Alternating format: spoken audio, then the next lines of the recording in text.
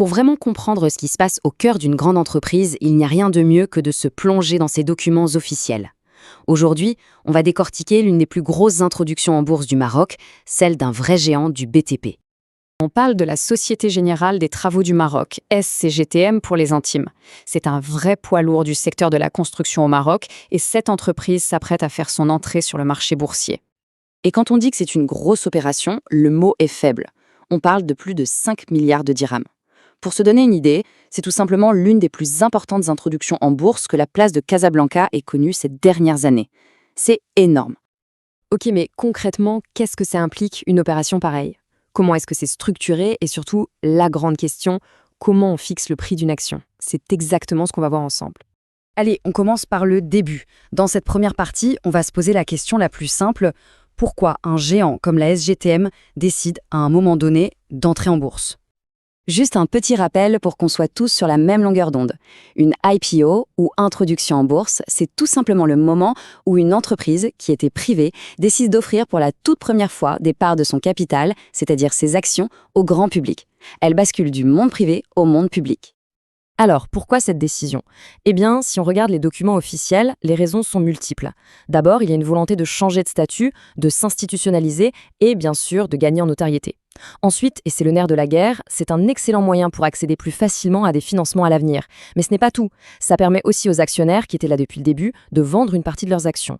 Et un point très important, ça permet aussi d'associer les salariés à la réussite de l'entreprise. Bon, maintenant qu'on a vu le pourquoi, on va s'intéresser au comment. On va décortiquer les détails de l'offre, les chiffres, les dates importantes. C'est là que ça devient vraiment concret. Niveau timing, voilà comment ça va se passer. La période de souscription, c'est le moment où l'on peut demander à acheter des actions. Ça s'ouvre le 1er décembre 2025 et ça se termine une semaine plus tard, le 8. Ensuite, le grand jour, la toute première cotation à la bourse est prévue pour le 16 décembre. Et là, attention, on arrive sur l'une des particularités les plus intéressantes de cette opération. Tout le monde ne va pas payer le même prix pour la même action. En fait, la SGTM a mis en place une structure de prix à plusieurs niveaux. Regardons ce tableau de plus près, c'est très parlant. On a 4 catégories. Tout en haut, le type 1, c'est pour les salariés et les retraités. Eux, ils ont le meilleur prix, 340 dirhams l'action, soit une très belle réduction de 19%. Juste en dessous, le type 2, pour les petits investisseurs, les particuliers. Eux, ils payent 380 dirhams, ce qui fait quand même une décote de 9,5%. Et enfin, les types 3 et 4, là, ce sont les gros investisseurs qui payent le prix de référence, 420 dirhams, sans aucune réduction. On voit bien la logique, encourager les salariés et les petits épargnants à participer. Et tout ça, ça nous amène à la troisième partie. Et à la fameuse question à 5 milliards de dirhams, la valorisation. Comment est-ce qu'on est arrivé à ce prix de 420 dirhams? C'est vraiment la question centrale de n'importe quelle introduction en bourse. Comment on fait pour mettre une étiquette de prix sur un mastodonte aussi grand et aussi complexe que la SGTM? Le prospectus, le document officiel, explique que le choix de la méthode n'a pas été fait au hasard. D'autres approches, comme évaluer la valeur de tous les actifs ou comparer avec d'autres ventes, ont été mises de côté.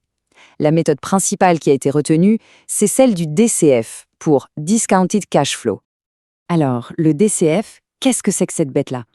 Pour faire simple, imaginez qu'on essaye d'estimer tous les profits que l'entreprise va générer dans le futur. Le DCF, c'est une formule mathématique assez complexe qui permet de calculer combien vaut aujourd'hui tout cet argent que l'entreprise gagnera demain. C'est un peu comme une machine à voyager dans le temps, mais pour l'argent. Et alors, qu'est-ce que ça donne ce fameux calcul? Eh bien, l'analyse d'ICF a conclu que la valeur intrinsèque de l'entreprise est de 445 dirhams par action. Et on voit bien que le prix final proposé aux gros investisseurs est de 420 dirhams. Il y a donc un écart entre les deux. Et cet écart, ce n'est pas un détail, c'est même un point crucial. Ça représente ce qu'on appelle une décote implicite de 5,6%. En d'autres termes, le prix proposé aux investisseurs est volontairement un peu plus bas que la valeur théorique calculée. C'est une pratique assez courante pour rendre l'offre plus attractive et mettre toutes les chances de son côté pour que l'opération soit un succès.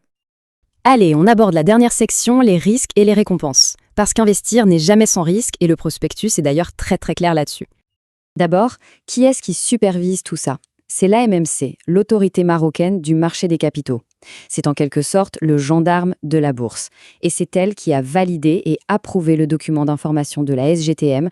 Mais alors là, attention, il y a une phrase tirée directement du document qu'il faut absolument lire et comprendre.